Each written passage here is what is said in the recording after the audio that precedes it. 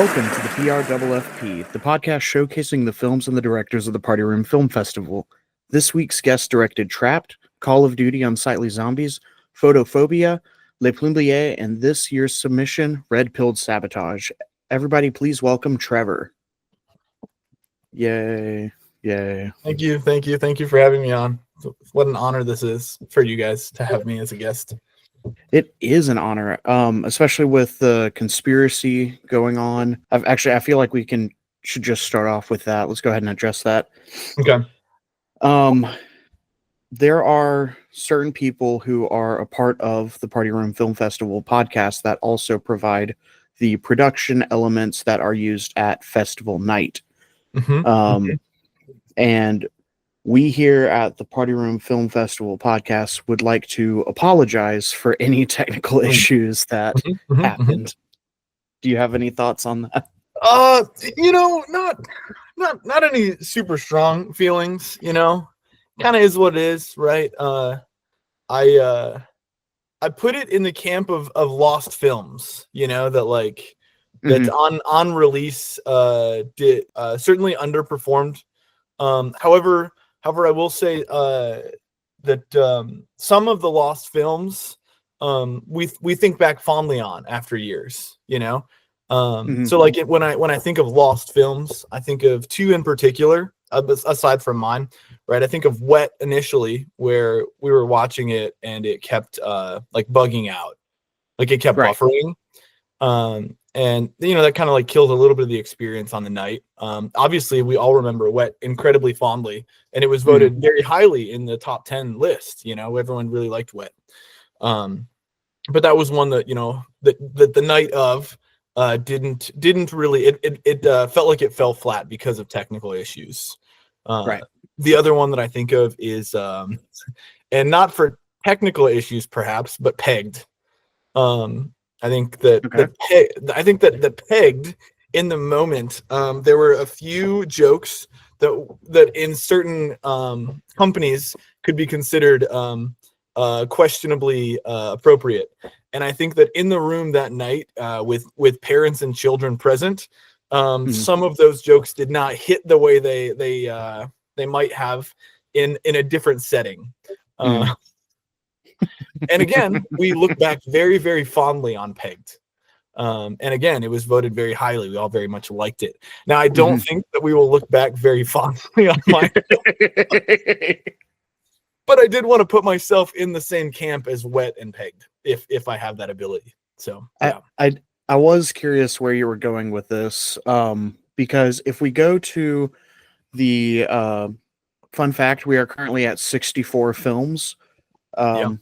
With our films, and this film is ranked 63rd out of the 64 as far as most popular film. So do you think it will be looked back as a favorite?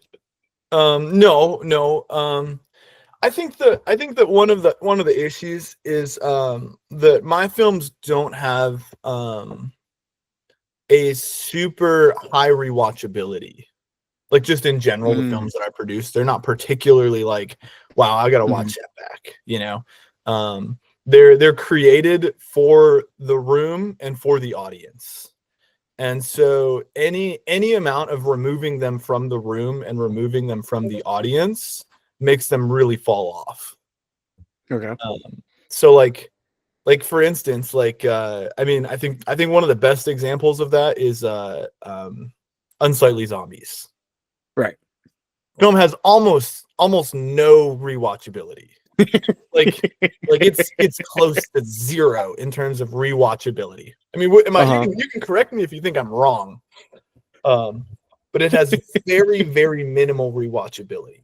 However, in the room, I beat American Unsightly with Andrew, right? And it was one that people enjoyed from that year. I don't know if you have the rankings. Where does Unsightly Zombies fall? I just looked, and that's actually the 22nd film. Right. This will make you happy. Yeah. Unsightly Zombies is doing better than Photophobia. It is also doing better than Autobiopic.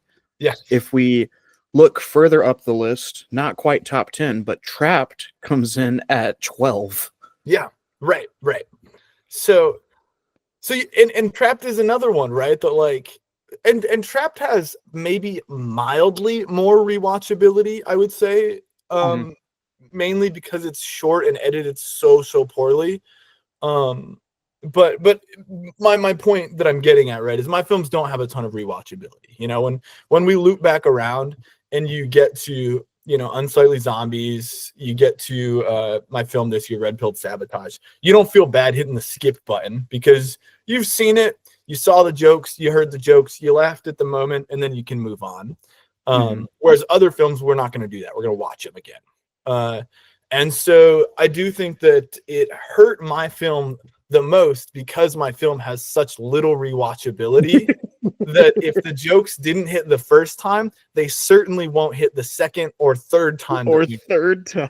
that we brought it back. So I'm not particularly surprised that to find myself at 63. You know, I think that there is a chance that I shift up from being second to last. It's not a great chance, but I do think that over time, maybe we'll look back a little bit more fondly, you know, because I think everyone was very confused at what was happening. And I think that had we watched it in the setting it was supposed to be presented, it would be a little bit less confusing. It's still not a particularly like I understand what's going on. But that's okay. Well, so what I'm hearing is you forgive me, and you know that it wasn't my fault, and it wasn't actually a sabotage for the film Red Pill That's not what I Sabotage. said. Oh, okay. That's what you said. No. Well, it's what I'm just inferring from what you're saying. Yeah, no, I'm not beating up about it. I do remember. I'll never make another film, but I'm not beating up about it. Yeah. You heard it here first. Trevor is the first person to be running for council, but no longer retired. In the festival. Yeah. Yep. I do remember that night, you like kind of just staring at me with a smile on your face, and I was going like, what? And you were like, there should be noise right now. Yeah. I don't know if it was a smile. I think it was more the inquisitive look. I remember looking around because I looked at Callie and I was like, that's not right. Like, you know, like, and even like the sound that was coming through, like it was like the background sound that I had. Yep. So I don't know what happened there, but for full closure, Josiah explains it, using a lot of magical technical jargon. But somehow you split the audio into like left, right, and the adapter that I had was not a like dual audio something or other. So there were like a lot of things that went wrong to make sure that what happened on festival night did happen. Yeah. So something weird like that. So next year I'll bring 4 different adapters. Good. And perfect. Yeah. Just if we run into this again, I'll just like switch through all of them until they work. Yeah. Excellent. Good. Yeah. What did you think of my performance having to do live audio for my crappy film? It was really good. And I'm very excited for the festival reaction videos to come out because that one will be interesting. You really did nail it.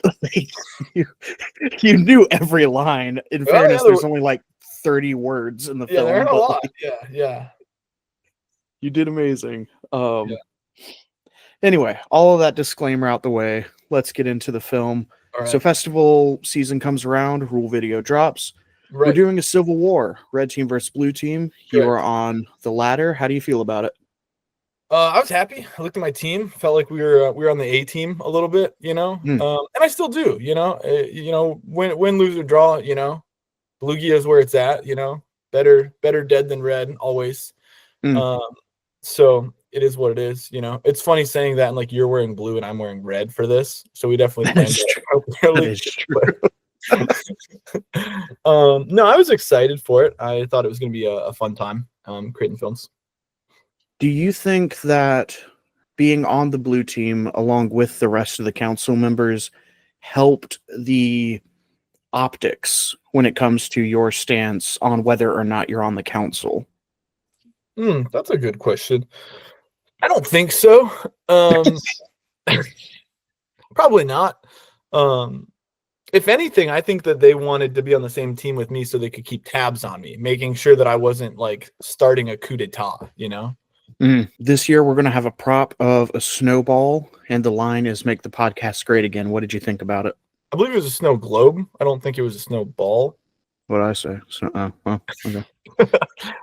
Yeah. Wait, no. See, I have power here. This year, we had the prop of a snow. No, I'm just kidding. All right, go ahead. Yeah, I mean, I think a snow globe was kind of a crummy prop. And the line was fine, I guess. Why was it a crummy prop? Define that. It was okay, right? So in terms of props, I think it was better than a shovel. Because a shovel's lame. I think it was worse than a Nickelback CD.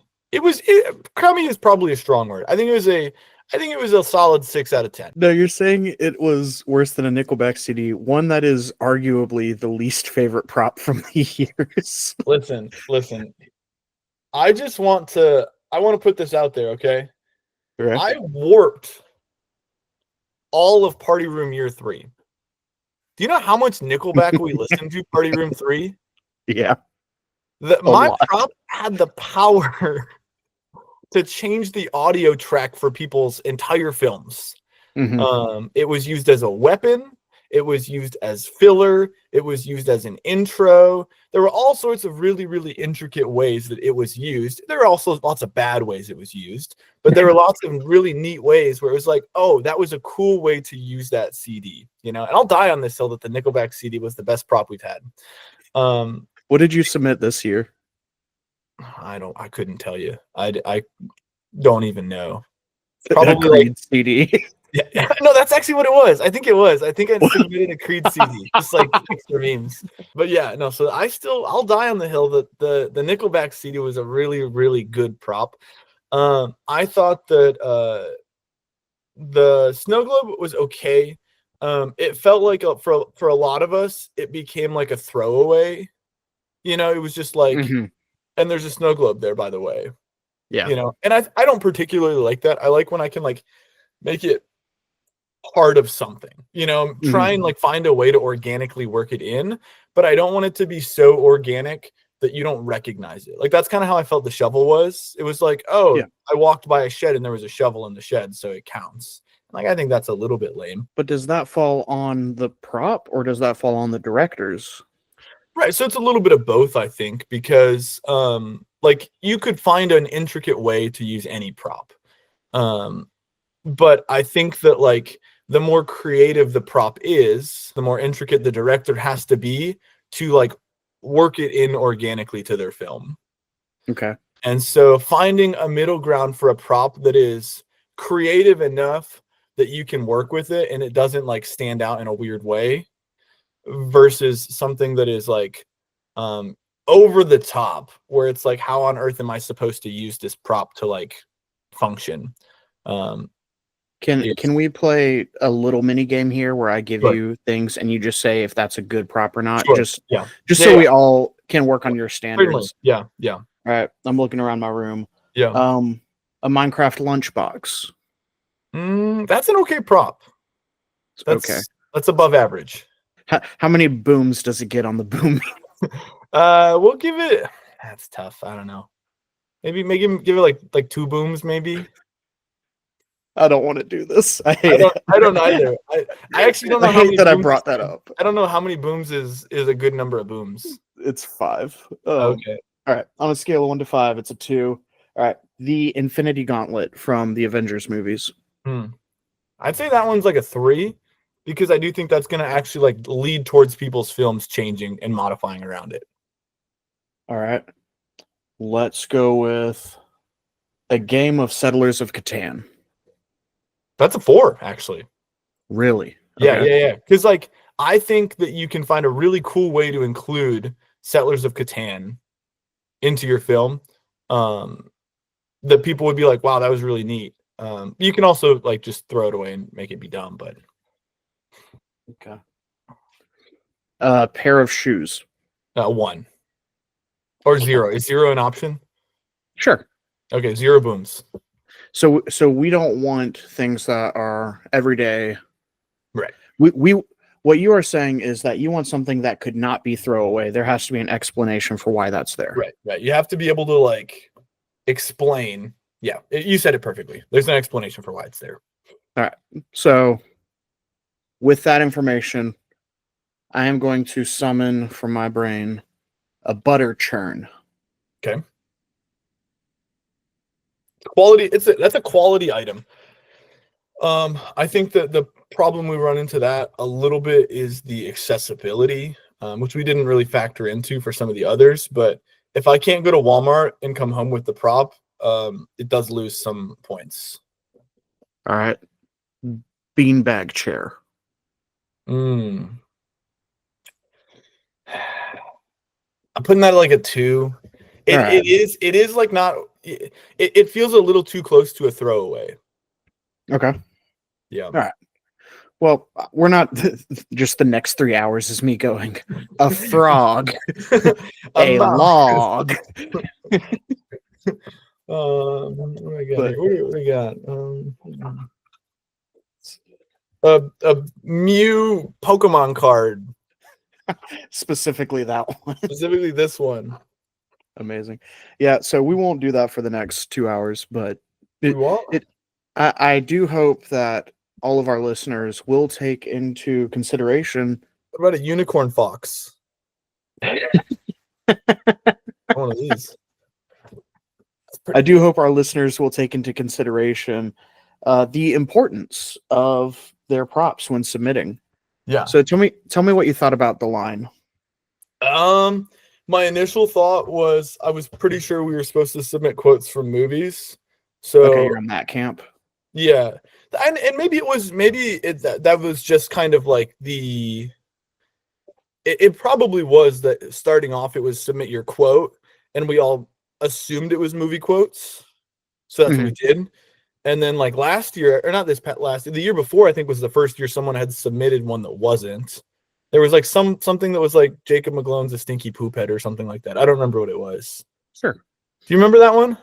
Yeah, I submitted my own name. Okay, well, someone submitted something to. I think Aaron submitted it, and it was like we all hate Jacob and want to wax his back or something like that. Right. And I was like, that's fine. I mean, it's funny, you know. But then this year, one that wasn't a movie quote got picked, and I was like, oh, I thought it had to be a movie quote. I don't really care that it doesn't, but it just that was my initial thought. Okay. All right, and then of course your actor is Aaron, and your category is a movable object. Right. Yeah, excited to have Aaron. Aaron and I haven't actually like collabed on many films, and by that I mean like any films until this year. This is the first year that we were in each other's films, which is fun. Wow. Yeah. Yeah. Well, Aaron and I kind of like missed each other at Asbury, because he was on I think Guild or Citadel. I think he was on Guild, until I left the hall, and so. He didn't. I don't even think he was on the hall when you were there. Was he? He was.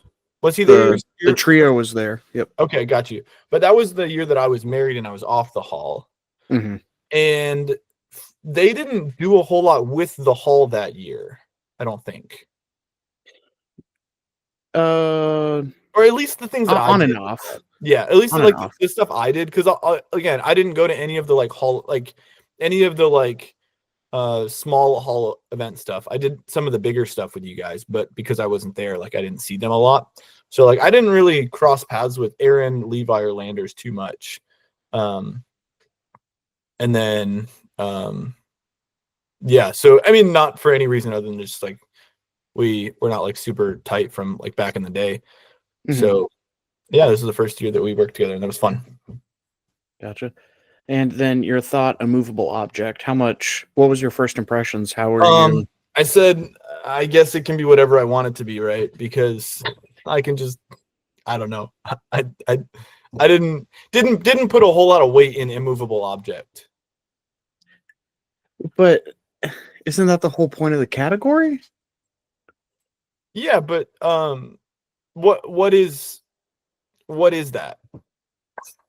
An immovable object is something that can't move. Right. So in what way how are we making a film? Like, what's our plan? What was your category? Movable object, Yeah, right? unstoppable force. Yeah. So no, I mean, all right. I will admit that I thought way too hard about this. Yeah. Is that all right? You know, my film is going to be about an unstoppable force. For there to be a film, there needs to be like conflict. For there to be like any type of story, the only conflict that a story can, the only conflict that can happen to an immovable object is that it stops moving. Right. And I was like, but if it stops moving, then it won't fulfill my category and it won't be an unstoppable force because it got stopped. Right. So that's when I came up with the idea that like, well, that'll be the name of their like Power Ranger force. Sure. Yeah. So then it's not the fact that they got stopped. That's just the name. It might as well be called Avengers or Power Rangers. Yeah. Well, and I don't know if you got this far into my film. I'm sure you watched it and you said, I don't know how to critically analyze this. But I don't know if you picked up on the theme. It was more like thematically immovable object. And I don't know if you picked up on that. You can tell me if you did or did not. Okay. So part of the idea is that the council is the immovable object. That like, regardless of like people's actions or desires or like what they try and do, that the council is this like wall that like they're the I mean it's a you know kind of like three-headed monster, but it's a three-headed like dictator. And so like they are the immovable object that Aaron runs into and can't get past. And that's how the film ends. Okay. And he is in purgatory, so he can't be moved from there. Correct. Yeah. I was just curious your, thoughts behind it, because you said like, I didn't put any thought into No, I said what am I supposed to do with this? Is what you were asking my initial thoughts, right? So we're starting with step one. Fair enough. I was like, I don't think I have to do anything. I think I can make whatever film I want and just call it the immovable dudes. And it's just a bunch of dudes that can't move. I don't know. Like, it was more, I felt like it was a little bit more like subtly thematic. But again, I kind of expected people wouldn't probably pick up on that. So it is what it is. So when do you have always said on the podcast that, you get your criteria, your stipulations, and then you wait 8 weeks and then you decide to think about it. Was that true this year?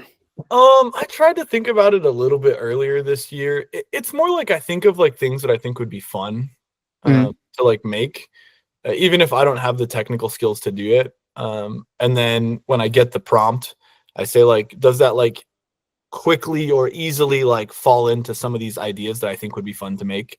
And if it does or doesn't, then I move on from there. I didn't feel like, I guess I felt like immovable object didn't really push me in a direction. It was a little bit too like, I know that I think some of the other directors have said they like when they're really broad, because then they can make the film they want to make and just like throw something in there. I think I generally liked a little bit more when it was a little bit stricter, when it was like, I don't know, you can do colors, right? And it's like, okay, I got to make sure that like there's lots of blue things in my film, or I don't know, something silly like that. But when it's super broad, I suppose I don't really necessarily have a great direction. And I'm not particularly gifted at like writing a story. It's more like my films are like vibes. And so that's why it's called the Trevor Film Experience. Exactly. So I don't, it's a little bit tougher for me to like do immovable object vibes. Okay. If that makes sense. Yeah. Yeah. So when did we finally land on this story for Red Pilled Sabotage? I don't remember. I remember talking with Andrew about it, and like I remember talking with Aaron as well about like loosely kind of the idea. It was, I always kind of wanted to do like this like little Inception thing, right, where like he's traveling through people's minds. And initially I was gonna do it, and I wanted to just roast everybody. Like I wanted to go into everyone's minds and make fun of everyone, like in some way. But then I was like, that's gonna make it really long. And generally after the first like 3, you get it. You know, you like other than like maybe you want to wait and hear what your roast is, like you don't need to hear me go through and like roast every single or like make some dumb joke about someone, right? Yeah. So like if I get to Jacob and it's like, Jacob, didn't you rip off someone's film that one year? And then I move on, you know, and it's like, okay, that's like kind of funny, but like not, you know, it's not like, boy, I'm glad I waited around for that. So What a payoff. Exactly, yeah. Like I didn't want to make my film way longer unless like the content I was adding was really good, and it wasn't gonna be, so I didn't do that. So that was when I pivoted to like making it more of like the red team versus the blue team, because then I can only go after like 4 people or whatever. And then because I had all 3 council members on, I could kind of like lump them together as the final, you know, like him getting walled by the immovable object that was the council. And also I think some people are harder to make like a quick like do you watch Bob's Burgers? Oh yeah. So you know like Jimmy Pesto when he's like zing, like I didn't have like a quick that was zing, a good you know, for everybody. Those were really good impressions. So I didn't have a quick one of those for everybody. Like some people are harder to make one of those for, you know, like because I'm not trying to be offensive. I don't want people to actually be like, wow, that was mean. I want it to be a joke, you know. So like I don't remember what I said to Sam or what the thing with Sam's was. It was that Cody is already writing your film, so oh, that's right. Good. Right, exactly. Like, but and that was kind of like more of like a zing on Cody, right? Like it's like like oh, your film will suck because Cody's writing it, you know. And then I know Mitchell's was like about some side boob. Yep. And then I don't remember what Tanner's was. You told him that he should do a prequel. Oh, that's right. Yeah, call it Char the Charcoal. Yeah, exactly. So you can add a little Jar Jar Binks character in there, you know. Exactly. It's again, they're all just like stupid little things that aren't actually that funny. So I didn't want to make it long. Anyways, that's kind of where we're at. Well, you did tell me ahead of time that you wanted to use all of the roast that you had for everybody else. So what would you have said to Paul? Oh goodness, I don't even remember. I remember I wrote them down and then I think I like deleted the notes. Because I stopped making them for everyone when I decided it was just going to be my team. Okay, you're not doing what I wanted you to do. Yeah, no, sorry. I genuinely don't have them, so I couldn't even tell you.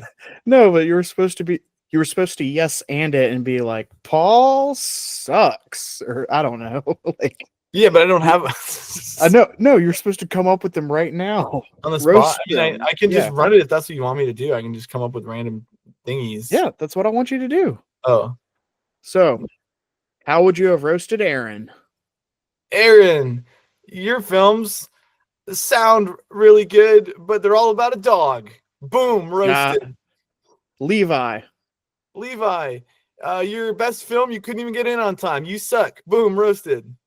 Zach, your film this year sucked. Boom, roasted. Cody, this was your best film you've had this year because it was in on time. Boom, roasted. Andrew, your films are really long. Boom, roasted. Josiah, your best film was with me in it. Boom, roasted. Matt, you're in all your films 27 times. Boom, roasted. Got him. Mitchell, you threw a camera down the stairs that one time and I still don't know why. Boom, roasted. Sam, you only got one nut. Boom, roasted. Tanner,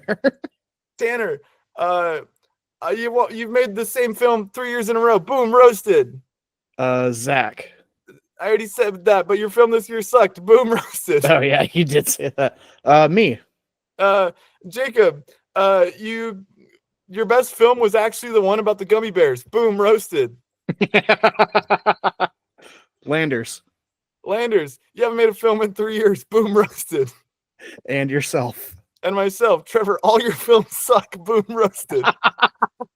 Thank you everybody for attending the roast of Party Room Film Festival. Got it. All right. So let's get into the actual film itself. This opening shot, this feels like a pickup shot, because is that actually Aaron watching the rules video right there?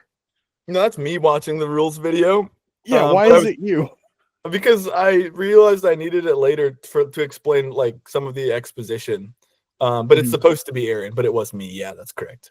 Got him. So was a pickup shot, good body double. I Yeah. know all about that. Yeah. You had no idea that wasn't Aaron. We have a full 30 seconds of Aaron working on the Inception-O-Matic number 3. That's correct.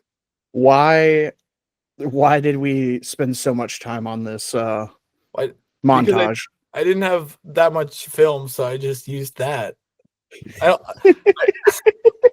Aaron and I filmed for like an hour and a half. I just used whatever I got, and that was my film. Why is this the third Inception-O-Matic? Because the first two didn't work.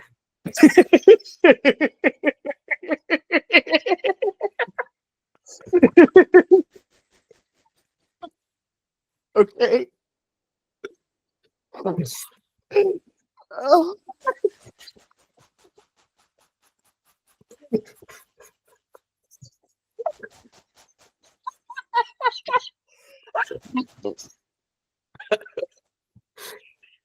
Oh my god. Oh, I'm crying. Oh, okay. Do I need to elaborate, or is that Yeah. gets the job done? I'd imagine, right? I mean, it's an answer like your films. You're quick. You get in, get out. I got what I needed, I guess. Yeah. Oh my god. Oh, tell me about this hat that Aaron's wearing that says "fresh." Yeah. So he was maybe a little bit cold, so he needed a hat. Like, do you want the backstory, or do you just want to know like why that character was wearing that hat? You know, I guess backstory of the hat in general, or of like him wearing the hat. Yeah, tell me what sheep that hat's wool came from. I want to know everything. Oh yeah, got you. So when I was in college, No. when I was in college for Christmas one year, my sister, she wanted to make us matching like hats.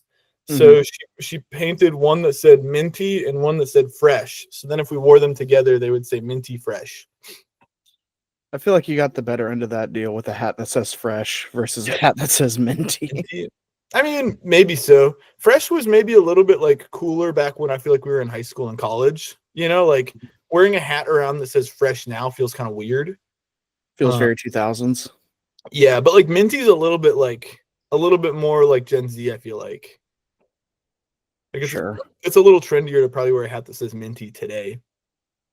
Dude, that's going to be the next merch item in the Party Room store. Yeah, little fresh minis. Yeah. Yeah. Well, I was going to say minty. I think we're going to start the trend of minty. Okay, yeah, I'm here for it. Yeah, we'll get on early with the minty trend. So obviously we're on a green screen while Aaron is working on his snow globe. Yeah. I am curious the director's vision for this. Why was it so important for him to be outside for this? Why would it not have worked literally anywhere else? Oh, like on the couch? Like I could have just filmed it on the couch where I was? Yeah. Yeah, no, it could have. Okay. It's mainly because actually the real reason is I had asked Levi to get some like stock footage of like the property around his house back home in Indiana because it's really pretty. And I was like, that could be cool. I might want to use that. And so he did. And then I was like, I have no need for this at all. But he did the groundwork. So we were going to use it. I wasn't going to hang him out to dry like that. Surely we don't know any directors that would make us film for hours and then not use any of the film in their films. It's not you. I was about to say, that felt very directed at me. I was like, what are you talking about? That's a dig at Matt. For what? What did Matt do? This year? His film? Was it this year? Yeah, well, it was this year, I think. What film? So we all No, you're went talking out. about Golden Dewey Heist. Yeah, isn't or no, yeah, sorry, last year his film. Okay, Yeah, the yeah, Golden yeah. Dewey Heist. When we all like filmed out in the field for like an hour and a half, and then Mhm. none of that was even in the film. I love it. I'm not mad. It was just like a joke. I think it was fun. I had a good time. He fed us Chick-fil-A. It was a good time. But I just remember hoping to see all that. I remember almost like hitting Paul's head off with a frisbee. Jeez. Yeah, it was a good time. Do you feel as though this film was you going back to your roots? You know, you have green screen just like Trapped, and then you have repeat shots like Unsightly Zombies. Maybe a little bit. I do feel like so the last 2 years it was photophobia and it was Le Plombier. And there was a little bit of I almost felt like I received a little bit of backlash because people which is crazy to include Le Plombier in this, but like felt like the films were too polished.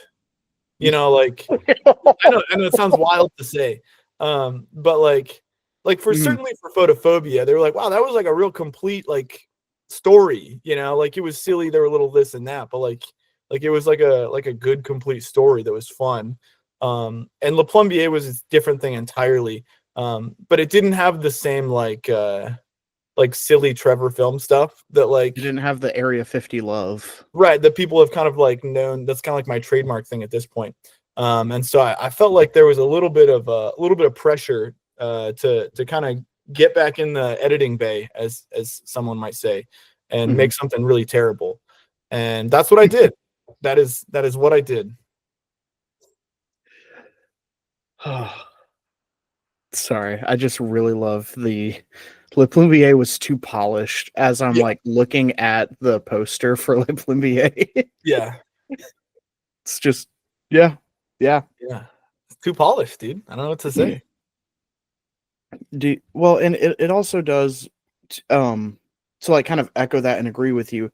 Andrew did say when he presented the Area 50 Love Award this year, he said the Area 50 Love Award is finally going back home.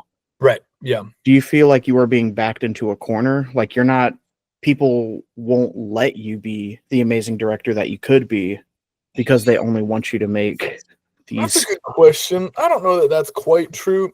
I will say I think that I got ripped off last year. I think that I was certainly the most deserving director of the Area 50 Love for Le Plombier. I believe Matt got it last year. And my argument was and still is that the Area 50 Love Award is not an award for unfinished, poorly edited film, like unfinished films. It's an award for putting the bare minimum effort in to do something that's probably more complicated than it should be, and finding a way to like make it happen. Yeah. You know, that feels more the spirit of the Area 50 Love Award. And I felt like my, granted, you know, it was less green screen last year than it normally or than it has been in the past, right? But I did feel like, you know, there was so much silliness that I was trying to find ways to like work together that I thought it met the standard. And I felt like I got ripped off. So I was like, you know what? The more than anything, we just got to make sure we bring home the Area 50 Love Award. Gotcha. And you made us all proud by doing it. You know, I did something, but I did.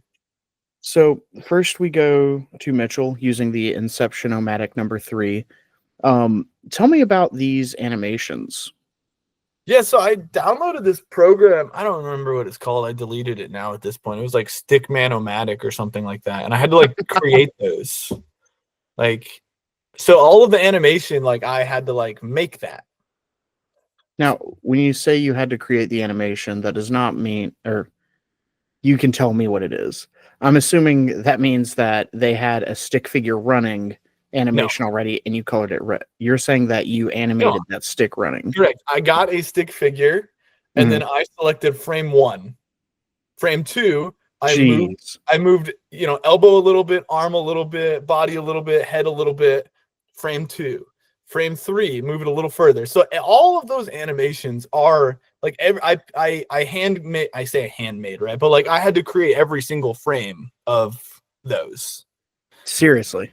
Yeah, no, I'm being dead serious. That is insane. Forever.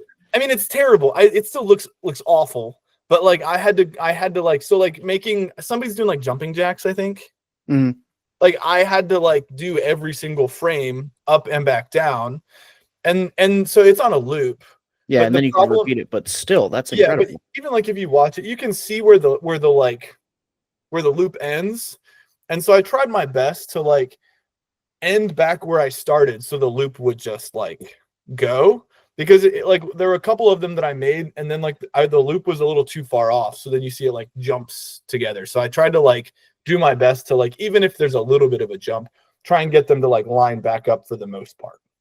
Yeah. That's an incredible revelation to have on the podcast. Yeah, no, I was under the impression some of it too that like like you're watching and you're like yeah, I mean, I guess I don't know, but I think probably other people assume the same as you, where like I just like downloaded a program of a stickman doing jumping jacks. Yeah. I thought it was like clip art or something. No, I had to like make all of them myself. And then, for all the like silly little things as well that were like the explosions. Exactly. Like that was all like other, I mean, they had like a program that was like an explosion, but I had to like pick the frames and like put it where I wanted. That was a lot easier than actually like making someone run, or like I think I have Sam like punching stuff, or doing something like that. Mm-hmm. And you have his cape going in the wind and everything. Yeah, exactly. Yeah. So I had to like do all of that myself. How is it that this year I 3D animated a Gundam, but you still did more animation than anybody? I don't know if that's, I mean, surely you did way more than I did. I didn't. No, like I basically like rotated it, put the first keyframe, and then moved it and rotated it, put the last keyframe, and then it just does the math for you. Yeah, no, I mean, you just know what you're doing, I suppose, right? Again, that's the Area 50 love. You find a way to do something, and is it correct? Probably not, but I did find a way to try and make everything work. But yeah, I think this means that Trevor is the animator of Party Room as of right now. So. Yeah, I would imagine. Like you are the animator. That's incredible. I'm sorry that I seem so shocked by this. It's no, you're fine. That amazing. No, you're fine. So what is, we talked a little bit about, the animations. You told us a little bit about the explosions happening in the background. Yeah. When it's not the explosions happening in the background, what is this? Whose face is this that is strobing and flipping on the screen? It's the person who it is, whose mind we're going into. Okay. So like the first one, if we go to Mitch, it's like a picture of Mitch that I have, I think, negatived or something like that. Mm-hmm. And then I have each of them like flipping on a different axis. Yes. One's flipping this way, one's flipping this way, one's like rotating, one's like flipping and rotating or something like that. I don't remember exactly. Mm-hmm. Yeah. Now they all say Da Vinci Resolve on them. Yeah. They got a little bit of a water. Got a little bit of a watermark there. That's correct. Yeah. I was not about to pay to get that watermark removed. Just adding to the Area 50 loveness of it all. That's right. So we go to Tanner, and we've talked about this already, but I would like to get a little bit deeper into this. You tell him to do a prequel of Char Char the Charcoal. Yeah. I thought this was going to be a joke about Charmander from Pokemon because you love the Pokemons and all that. They're okay. You said that it's more Jar Jar. Can you tell me a little bit about what happens in this film? With like a Jar Jar Binks character? Just what do you envision happening in the prequel to the Chronicles of Light series, the movie Char Char the Charcoal? Yeah, well, I would assume we...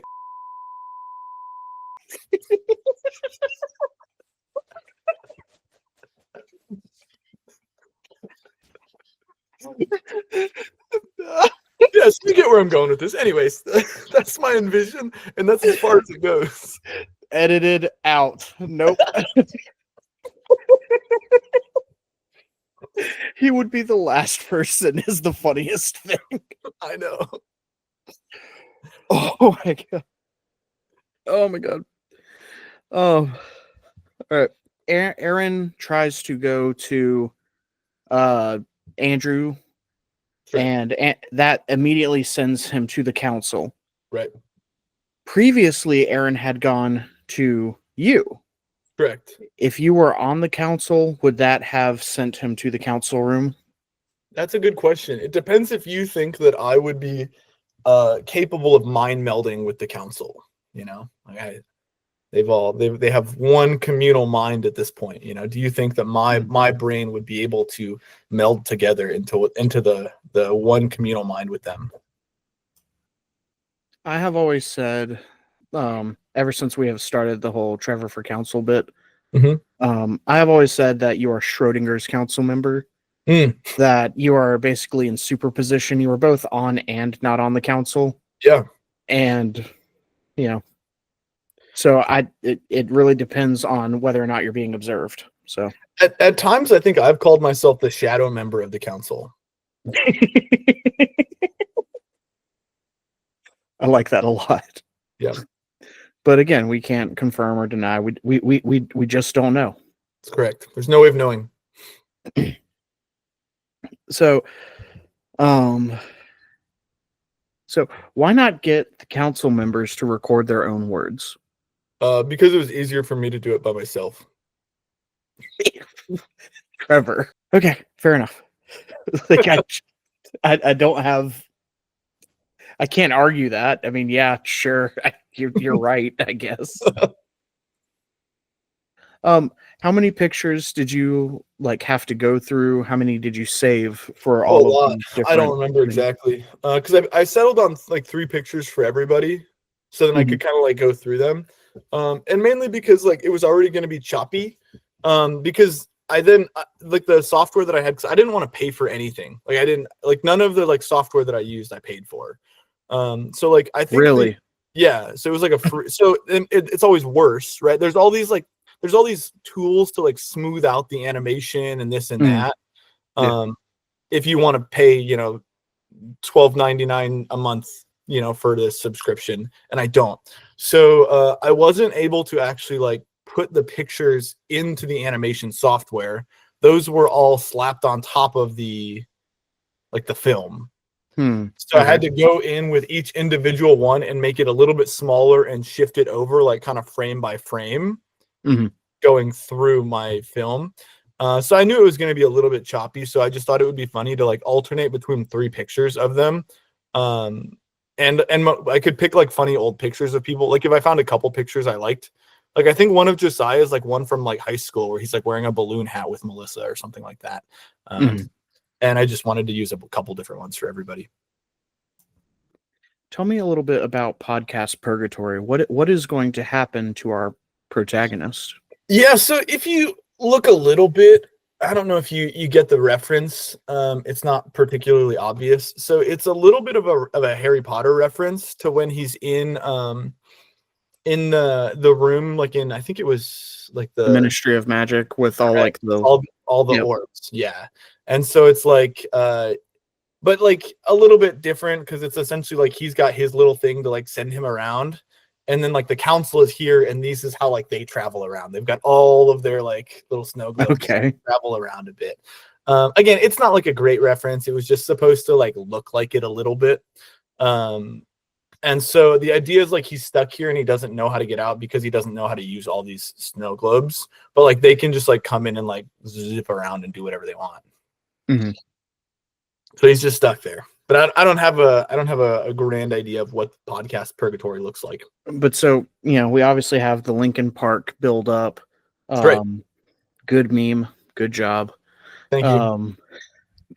We have the Linkin Park build up, and you guys missed that for the first walkthrough, right? Again, but you see what I'm saying though. The joke is funny the one time, and on that first watch through, it's funny. But the second time, it's not funny. And the third time, and then you get to the point where oh, we can finally watch it with sound. And it's okay, well, we'll watch it with sound. But the jokes have been said, the reveals have been made. And now we just get to listen to a Linkin Park song, which like I don't hate that, but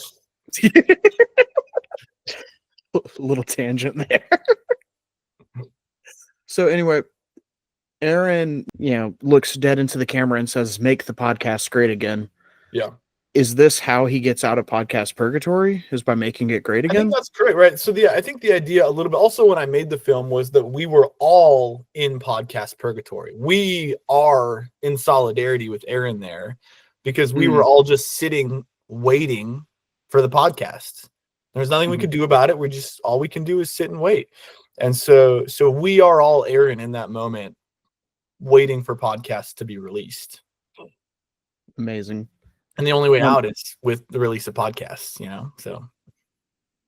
Which, by the way, I would like to extend my gratitude to you and Levi, of course, for the mini pods, kind of getting it back on track. We kind of did fall off there at the end a little bit. But with the mini pods? Yeah. Yeah, we were, I mean, we filmed them. They were all filmed. I think it was just that like Levi, because he was busy, he had like moved. Or he was in the middle of moving and trying to finish his film for the last like couple weeks. Yep. But then the idea for us was always to like take a small break towards the end and then upload like 3 all like the week of Party Room so you could listen to all 3 of them like on your drive to Party Room. So that was by design. That wasn't so that was the intended plan. But we got a little bit more backlog than we had hoped, essentially, is what like the plan was to take like the last like the week before, not release the 2 and hold those for the week of. To build a little, you gotta build it up a little bit too. You got people get them clamoring for your content. But we did get a little bit more backlog than we had hoped. I will say I really enjoyed having the final episode of the mini pods come out in January. Yes, yeah, big fan of that as well. Especially because y'all dated it, and so you're like, this is the night before festival. It's like it is 6 months later. Yeah, exactly. It's almost as crazy as releasing, some episodes 9 months later. But almost. None of our listeners would do that. That's right. Certainly not. But you know which podcast was the most consistent on a filming and release schedule? Would that be the I don't know what it's called. What do you call it? PRFFFLMP, the Party Room Film Festival Fantasy Football League mini pod. Weekly filming and releasing. Okay. You can look forward to that next football season. I can't. Never mind. We're not doing that. Are there any little Easter egg stories, anything we didn't cover that you would like to talk about from the film? Let's see. Aaron came over. I texted Sam because I wanted a green screen, and he said, "Sure, I can come over." And he just came over that day, and then we filmed it. One of my favorite clips is the one that I included, where Sam grabs Aaron's boob. With this. Did you like that, by the way? I thought that like the floating arms was really fun. It's a fun effect, yeah. And so then like seeing how I did it too, with just like there's just a blanket over Sam, I think is hilarious. I think the funniest thing about the after credits thing is that I just figured it was you under the blanket, and then just finding out like, wait, no. Trevor had an actual team there to make this film. Team is a strong word, but I did have you had an extra pair of hands. I did have an extra pair of hands. That's correct. Yeah. Literally you had a pair of hands. That's right. But, yep. But I don't know. I think that was the funniest thing. It's like Trevor had other people on set. He didn't just film Aaron. That's correct. Yep. So, but yeah, I thought it was funny. Yep. Good time. But yeah, I mean, for the most part, things went pretty poorly during the editing process.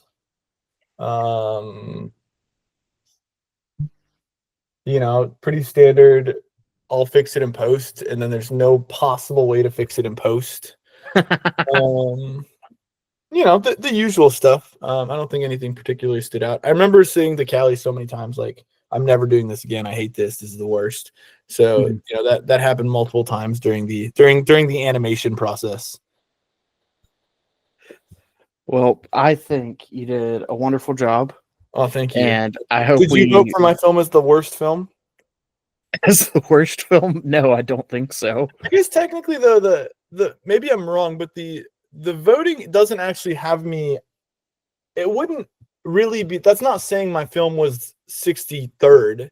It's just saying that of the films receiving top 10 votes, it was the least.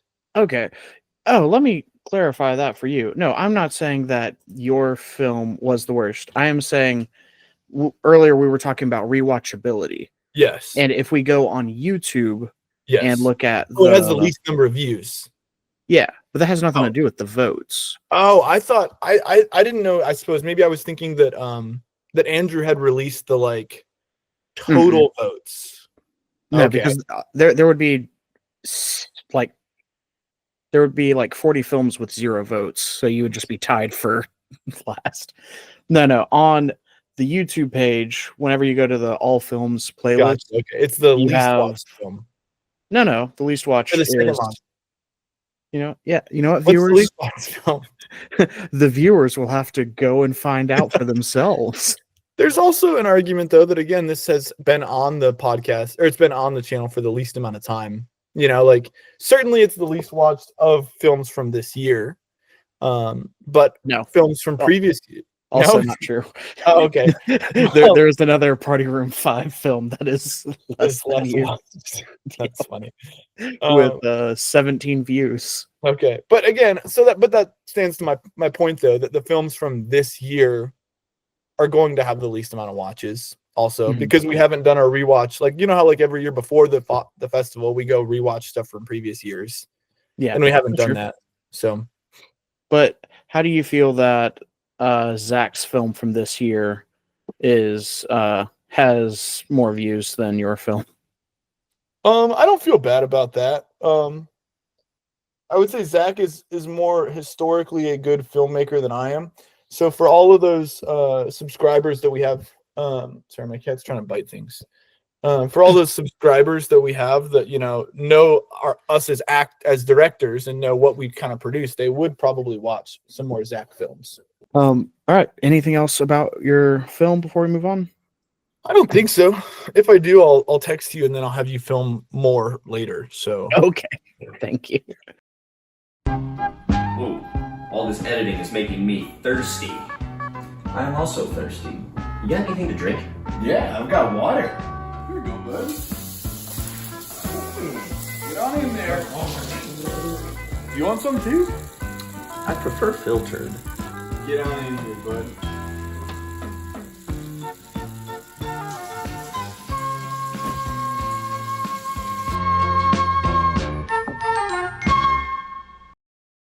Trevor, as you know, this year on the podcast, we are letting each of our guests make the episode their own by, giving them a platform to present whatever they want as long as it is Party Room related. Now is that time. What do you got for me today? So let me start with this. We were supposed to film this last week, and I got kind of bogged down with some like work stuff, and I had jury duty and a handful of things. It just took way longer than they were supposed to, so I didn't have time to have a presentation that I really felt good about, and so I wanted to push it back a week because I wanted to make sure that whatever presentation I came out with was absolutely a banger. It had to be a hit. It had to be something that the people were gonna want. And I finally had my idea this last, I think it was Friday night last week. I was like, that's it. That's what I want to make. You had your idea after our initial interview date? That's correct. Great. Yeah. Well, my plan was to work on it on Wednesday, but then I was in jury duty like super long. And then like everything, it was one of those days where like everything took like 35 minutes longer than it was supposed to, like the whole day, so I didn't actually have time to like sit down and like figure it out. But alas, I had this idea and I was like, this is perfect. It is simply the best idea. And I called Andrew on Saturday night. I like texted him. I was like, "Hey, can I call you real quick?" And it was like super late. It was like 11. It was after 11 o'clock, I think. He called me and he's like, "Hey, is everything okay?" And I was like, "Yes, but I have a great idea for for my party room presentation." And I told him what it was, and he loved it. He thought it was just the best idea that I could possibly come up with. So let's get into this, okay? This has the Andrew King stamp of approval. Now that it's been built up this much. That's right. So let's rewind time to January 3rd, 2025, right? That's when Andrew does his Party Room Film Festival presentation, his PRFFP, his PP, if you will. Can we call these all our individual PPs? No, stop. No. Because it's my podcast presentation. Stop it. This is Andrew's PP. Stop it. So we're stop it. On January 3rd, Andrew had his PP. Stop. And yes, his PP was out on the January 3rd. Correct.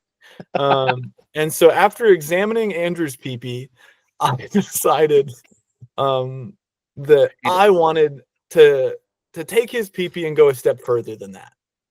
So he talked about the overall analytics. Now, Andrew made one comment that really stood out above the rest to me, right? So he says he's got his overall top 10, filmmaker top 10, wives top 10, best rated year, fun stats he made up, right? Now he makes this claim, a very bold claim. He says, the wives top 10, not the top 10 wives. Oh no.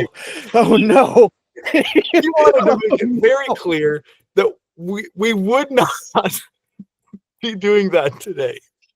Oh no. So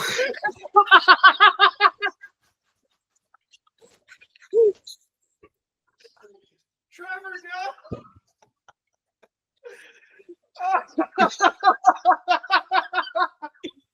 So I said, well, why not? Why not? Right? We can do that, you know? I think,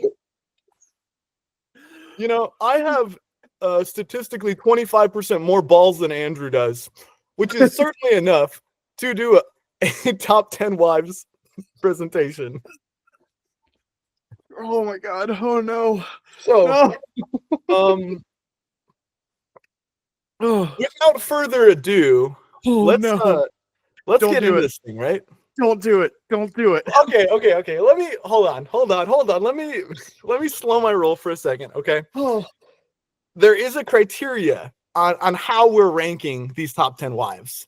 And so I want everyone to understand what the parameters that I'm ranking the party room wives are. My heart rate is so high right now. I'm so scared. So, we can do this. So you might ask yourself to start with, well, Trevor, how can we do top 10 wives when there's only 9 wives? Okay. Right? Like, how is that even possible? And the answer is with creativity. So the next question is probably, well, Trevor, aren't you biased? Wouldn't you just rank your wife in first place? I didn't, so we don't have to worry about that. So then back to the criteria, okay? Now that we've got everything solved, okay? The idea is we are ranking top 10 Party Room Film Festival wife roles, okay? Oh, thank God. So, okay. We are the only acceptable films or the only acceptable Party Room Film Festival wife roles are roles played by a Party Room Film Festival wife, and that wife must be married in the film. Okay. So if the wife is not playing a role that is at least ambiguously a wife, then she does not qualify. So okay. one of the ones that probably most people think of off the rip, right, is End of the Bloodline, right? Now, this does not meet the criteria for a top 10 Party Room Film Festival wife because in the film, they are not married. Mm-hmm. In the film, they had just been engaged. So there's a lot of films where wives are either as a girlfriend or a fiance, or they're Right. maybe in the film, but they do not play a wife role in the film. Right. And so those roles and wives will be not included. Okay. So are you ready for me to begin now? I guess my like I feel better, but I'm still scared. So let's start off with some honorable mentions with the top 10 wives of Party Room Film Festival. Okay. These are the honorable mentions. Is it doing the thing? Hold on. These are like, I guess maybe this one isn't going to GIF. I don't know if it will. This one is. I don't know. It's not moving now. It's okay. So honorable mentions, we have Callie Smith as Clink in Photophobia. And then Callie Smith, the non-Clink variation from Photophoria. Riley Sigler, the non-Clink variation from Photophoria. Heather Knowles in Procrastination, and Holly Judy in Obligation. Okay. So this answers our question earlier. Do we have at least 10 Party Room Film Festival wives? And the answer is yes. We actually had 15 roles that were, and these are not in any particular order. These are just as I was watching through films. Literally, I had to watch through every film to look for wives. Oh my gosh. So these are just the other roles that did not make the top 10 list. So let's begin. I don't know if this is in back to front or front to back order. So we're going to find out together. Back to front. Here we go. So number 10 is Riley Sigler in Art is Life. Okay. Now, Riley did a great job portraying Riley herself in this role. Now, I don't know if you've spent much time in the Sigler household. The nightly bowl of cereal has been a thing that they've done for quite some time. I myself have partaken in this nightly bowl of cereal. It's a quality experience that we've all come to know and love. I mean, Riley did a great job. She nailed the role of Riley being Riley in Riley's life. So nice. I thought that was worthwhile to make the top 10 list. Okay. Next up is Ellen Maddox in Death by Friendship. It's a great job. She did a great job. She died multiple times in this. As we know, dying on screen is not a particularly easy thing to do. She was eaten by a garfish, which I would still argue does not look anything like a garfish. But that's a little bit besides the point. But no, she did a great job. Especially coming out with such the bold statement of, I don't like Taylor Swift that much, especially in today's day and age, that can be a tough thing to say. You don't know what kind of hostility you'll get. And she handled it with grace. So yeah, it was a quality performance by Ellen Maddox. Next up, we have Allison Panel in Multiversus. Now you might ask yourself, was Allison in Multiversus? Yes, kind of. She was. This is the only clip that we have. However, I would say this meets the criteria of ambiguously wife because Landers is playing the role of Landers in his film. And we do see his text messages to Mom and Allison Hart talking about CNN or something along those lines. But we do know that they are married at this point. Later on, there are some pictures of them together. However, those are pictures from when they were in Asbury, so those don't meet the criteria. So this was I thought she did a good job. She's in a group chat with Landers and his mom, so I can't imagine the kind of mental stress that would have to be to be in a group chat with the three of them. So I thought she did a great job. Next up, look at that we have Aaron. we have Riley Sigler, the Clink variation from Photophobia. It was a quality performance from Riley here. Some real on-the-spot acting when I said clink, and then we all felt the need to have to clink our glasses. But I thought she really nailed that on-the-spot change to being creative, while acting, out a role that some might venture to say is not a particularly prominent role. but I thought she really nailed the Clink Riley variation. Mm-hmm. Next up is Ellen Maddox in Bargain Batman. Mm-hmm. I don't think I have to elaborate too much here. Ellen did a very good job playing Ellen in this role. You know, keeping sure that Sam is in check, making sure he's gotten those boxes moving, you know, and she gives him a little leeway, right? Which you appreciate, you know, from a couple, that she's gonna let him do his thing a little bit, but at some point, you know, the hammer's got to come down, and it certainly did. You know, at the end we see you know, them putting their boxes together. So that's Ellen Maddox with a very strong performance in Bargain Batman. And then we have Callie Smith in Tick Tick. Yeah, I thought she did a great job here. It seems a little ambiguous throughout the film. Does she want to kill me? Does she not want to kill me? It seems as though my take is that she probably does want to kill me. But it was a quality PRFF acting role. As you know, we know, right? Acting sometimes without sound is and words is sometimes harder.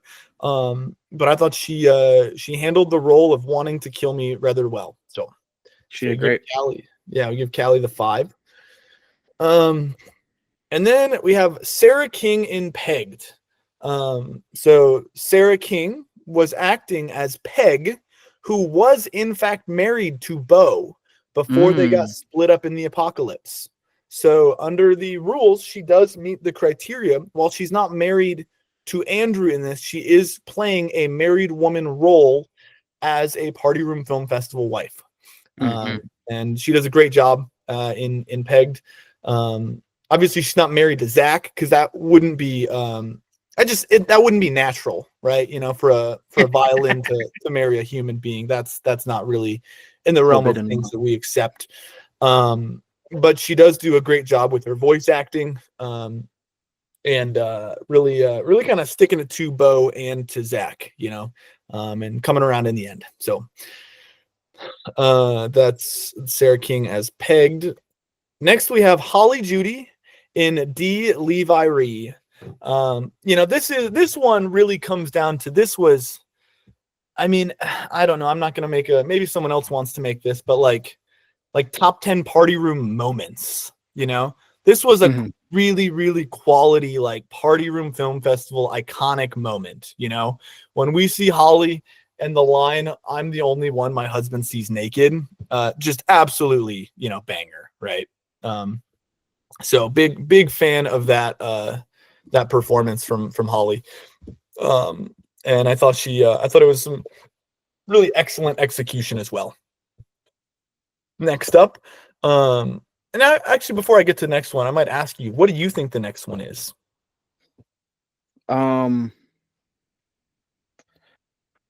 Man, there's only 2 left. If you'd done your research for all roles involving a woman that is a Party Room Film Festival wife in a wife role, I don't know if you've you know, done your homework on that.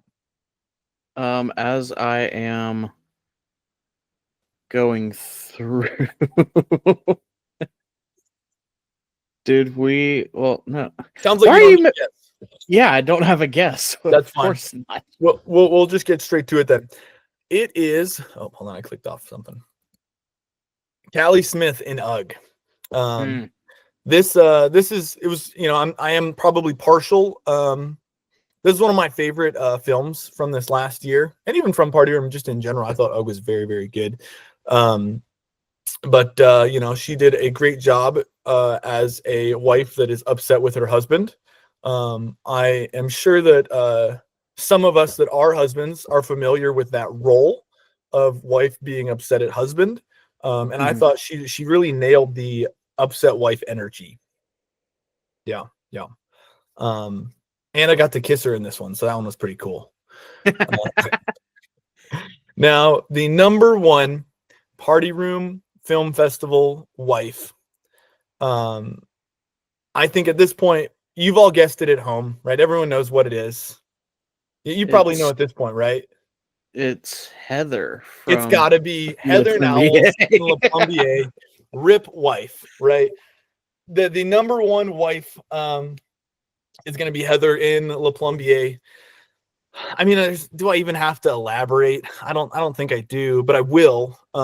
She did an excellent job with this role. She was the wife. She saw Zach. She saw him kill somebody. She was kind of into that kind of thing. They got married. They had a child. That child was small Matt. And then she was killed violently, I think. And so we see here at her funeral, right? It's raining sideways a little bit.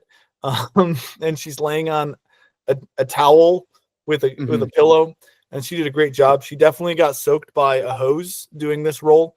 But in my mind, this was the number one Party Room Film Festival wife, was the Rip wife from Le Plombier. So, good thing. So that is my presentation here. Now I can get feedback if you'd like. However, I will say before I get any feedback here from Jacob, for any Party Room wives that might be saying, well, that's not fair, I didn't make the top 10 wives list. And I would say that's right. That isn't fair that you didn't make your Party Room Film Festival wife list. Don't do this. And the only Trevor, person you can take that up with is Trevor, your own stop. husband, because they didn't cast you as Trevor. wives in their films. I scoured every single film looking for any opportunity to use any wives. That, as you could see, Allison Panel made the list. So I hate you for this. I was hate trying my hardest. doing right now. There was one film that I watched. I turned my brightness up to 100. I zoomed in. I said, "Is there a chance that's Maddie in the bed next to Jacob?" And there's just no way of knowing because the blankets are all the way over her. I hate you so much right now. I said, you are not being a homie. You are not being a homie right now. What are you doing? Well, I said, I bet you that if Maddie's in this film, she'll be in the credits. But you know what? One year, Jacob conveniently decided to say, this is good enough for credits, was the year that he made Rex Moriendum. And so there was no way of knowing if that was Maddie. I hate you so much. I hate you so much right now. You are causing more damage than you know. I hate you so much right now. Oh, you're a bad person. You're a bad man. Well, anyways, do you have any questions for me from my presentation? What about Maddie from Meaningless Fever Dream? You guys are engaged. Yeah, but then we go to the future. The future, actually no, because I stopped the wedding, so that correct. I don't go to. Don't say you're right, like you had that answer already. I gave you that answer just now. I watched all of these films. I thumbed through every single one looking for any possible role of a wife. And if I missed some, that's fair. Leave them in the comments below. And maybe next time we'll make some amendments to the top 10 list. But unfortunately, I wasn't able to find any other roles. And that may be due to my own, incompetence. But if so, I'll own up to that, and we'll edit the next time we do a top 10 Party Room Wives list. This is not me trying to poke holes. I just really can't remember off the top of my head. Yeah. End of the Bloodline 2, No Balls, No Glory. Yeah. Is Ellen not a wife in that? No, she's like, does she not get hitched to Dr. Von Stice? I can't remember. Ambiguous that she's like with him, but like when she leaves him, it doesn't seem like they're getting a divorce. It seems like she's just leaving him. Okay. So it didn't, in my interpretation, it didn't seem like they had been wed. It seemed like they were simply like together as a couple. Fair enough. Yep. I as I'm looking through this, I can't find any. As I'm like scrolling through. No, wait, no. What you got?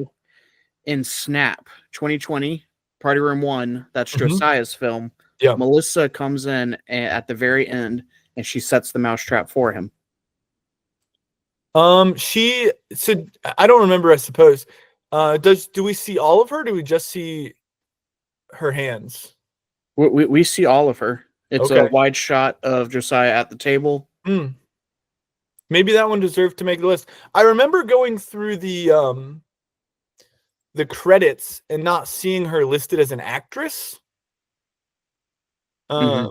So maybe that is an oversight on my end. She probably deserved to make that list. As But I'm looking at the credits here, it does just say that she was the director of photography. yeah. And so No that was kind of actors that was my catch-all because I wasn't gonna sit and watch through 64 films. I thumbed through on like 2x speed on like clicking 10 seconds ahead, just to look for any scenes with wives. And then I would double check the credits for any wife roles. Yeah, one of the big ones is Kitty Catterton makes an appearance a lot, but we don't know if Kitty Catterton is with someone, if she's married, if she's Mhm. celibate. There's no way of knowing. Celibate.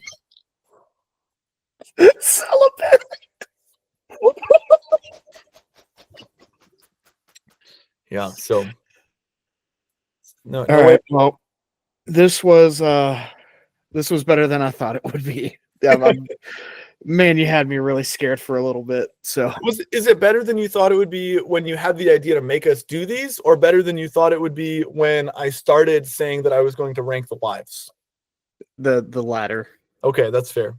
Did I meet your goals for what you thought my presentation might be? I did not have any expectations for yours. I just knew that it would be great. Okay. Did I meet that expectation? Absolutely. Good. That's what I like to hear. This is amazing.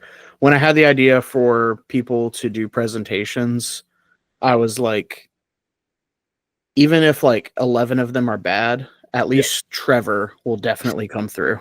So, well, I appreciate the confidence in me. As you probably could guess, I did have a little bit of help from Andrew for creating all the little gifs of the wives, and putting most of this presentation, most of the or the little presentation portion together. So a big thank you to Andrew there. And then I was going to give a follow-up on when I had called Andrew. Sarah, I have like a group text with like Andrew and Sarah and Callie, and Sarah texted the group and she was like, Andrew getting a call from Trevor at 11 o'clock. Something must be wrong. Trevor, I want to rank the wives. It was pretty funny. It was a good time. All right. Well, thank you so much. You can stop sharing now. Do I have to? I guess not. Have you ever submitted your film past the July 31st deadline? Is your name Mitchell Judy, Matthew Stice, Zach Adam, Cody Nowles, or Landers Panel? Here at Winterowski and Maddox, we have the solution for you. At Winterowski and Maddox, we know the importance of being on time. With our extravagant, yet simple, one-step program, you too can avoid negative votes on your film. That step, submit it on time. It's so easy that a child can do it. A child.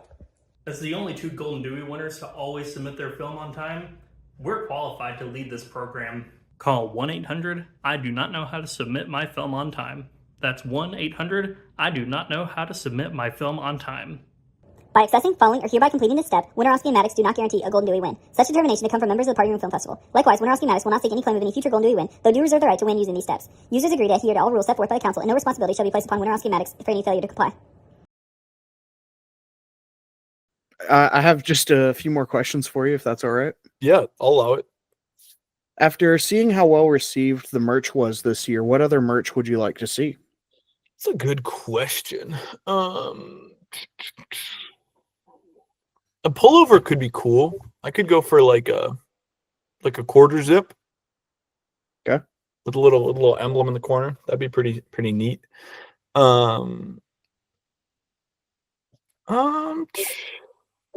What else would I want? We could get Party Room Film Festival man thongs. Nope. So we get like it'd be kind of cool actually. So like if you think about it, so if you're wearing your man thong and we could get it so nerd is sideways, like down the Ew! the like pouch portion. So like it's like nerd down there. That would be pretty cool. Or they could also say party room film, like PRFF. We could call them we could call it the PRFFP for like the Party Room Film Festival pouch. So we could all wear those to the podcast, like to the film festival together. I think that would be kind of cool. We would all wear those in solidarity, for the films. Oh my gosh. Podcast listeners, be so happy that that portion wasn't video. Oh, it wasn't? Do you want me to do it again? I can stop sharing. Please don't. Please don't. Don't worry. I can this sharing. they won't see. Only I have to see this, and I have to edit it, and I have to see it again, and I'm Trevor, man. What party room Lego sets would you like to see? Lego sets? Yep. I want the monster or the alien from Wet. Nice. I like that a lot.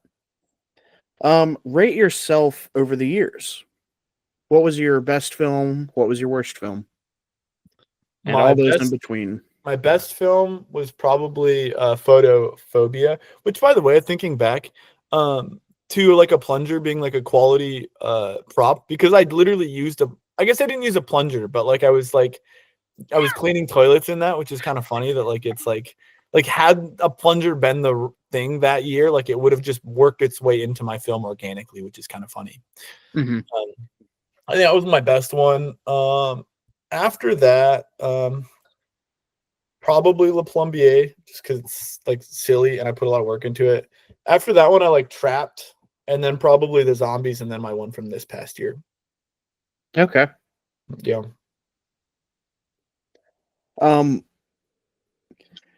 Be honest with me. Be honest with me.